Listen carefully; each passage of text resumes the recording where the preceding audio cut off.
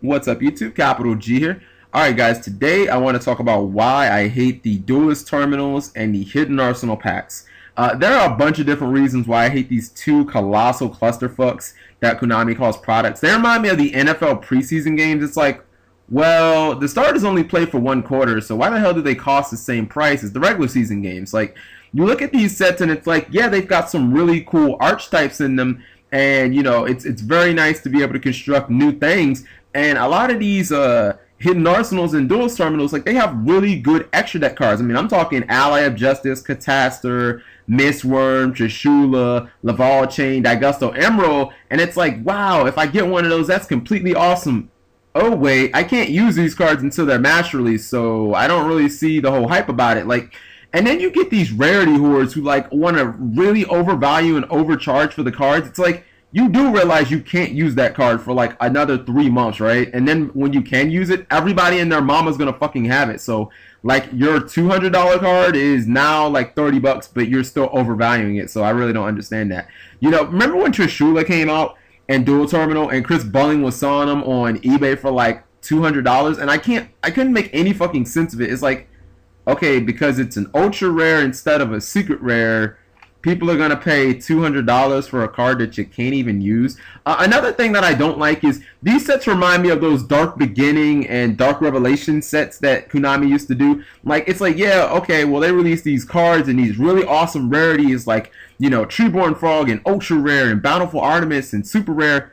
And then you realize, oh crap, this set's like 200 cards, so it's going to be pretty much impossible to pull the one card that I do want. And then when the set's out of print, it's going to get really, really expensive because the card was so hard to pull.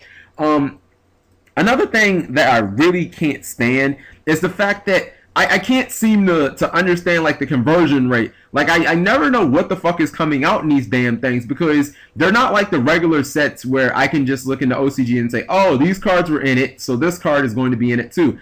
Like, I always play against these OCG decks like Evil Swarms and Navers, and I'm like, man, those things are awesome. When are they coming out? And somebody always has to explain it to me. They're like, oh, well, Capital G, we'll see. Our Hidden Arsenal 3 is Japan's Duelist Terminal XYZ, and that means that when Hidden Arsenal 22 comes out, then the Duelist Terminal Philadelphia Eagle will be our version of their Hidden Arsenal 23/7 Hello Kitty Hut Hut right on 10. And I'm just like, what the hell does any of this mean? Like, are we getting the verse now or are we not? Like, this. And another thing, Konami, God, stop releasing these damn Hidden Arsenal packs and releasing like half of the freaking archetype support. Like, it's so infuriating. It's like what they did when Black Wings first came out and Crimson Crisis. They had Shura, Sirocco, Gale, and Armor Master. And they were like, okay, well, that's cool, but you're going to have to wait one more pack to get Kalut and Whirlwind. It's just like, what the fuck? It would be like if I gave you 2 pieces of bread and a knife, and I said, come back in 4 months, and I'll give you peanut butter and jelly. Like, you would look at me like, what the fuck? And that's what they do with these duelist terminals and these hidden arsenals. Like, you look at decks like Gem Knights and decks like Laval's, and I play them on DuelNet, and I get smashed by them, and I get really interested in the deck when I get smashed by it. I'm like, oh man, you brought out Quasar on me, and I'm playing against these Gem Knights, and I'm like, dude, you basically got like a Miracle Fusion, but you keep using it every single turn. That's awesome. And he's like, yeah, half the cards are out. And I'm like, wait, what?